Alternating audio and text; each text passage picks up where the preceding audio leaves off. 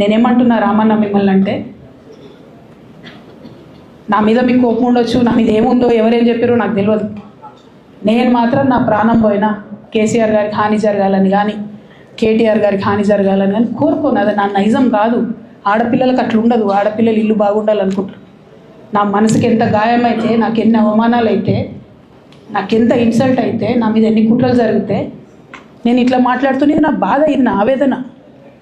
నాన్న చూస్తలేరేంది వీళ్ళనన్నది ఆవేదన, చూసుకుంటే క్షమిస్తారేంది ఇంకెన్నిసార్లు క్షమిస్తారు అన్నది నా బాధ. అంతే తప్ప నాకేం కోపం ఉంటుంది? ఎందుకు కోపం ఉంటుంది? నాకు ఎన్ని జన్మల పుణ్యం ఉంటే కేసీఆర్ లాంటి తండ్రి దొరుకుతాడు? కోట్లలో ఒకరికి ఉండేటటువంటి తండ్రి నాకు దొరికిండు. ఆయన లేకపోతే నేను ఎవరు ప్రపంచానికి తెలుస్తుందా? నాకెందుకు అవసరం ఉంటుంది?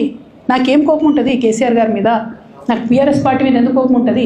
నాకు 27 సంవత్సరాలు ఉన్నప్పుడు నేను నా కొడుకుని చిన్న పిల్లగాన్ని పసిగుడ్డుని ఎత్తుకొని ఇక్కడికి వస్తే ఆ రోజు నుంచి ఈ రోజు వరకు నేను రోడ్డు మీదనే ఉన్నా, ఉద్యమాలే చేస్తున్నా, పోరాటాలే చేస్తున్నా, తెలంగాణ ప్రజల కోసం పనిచేస్తున్నా.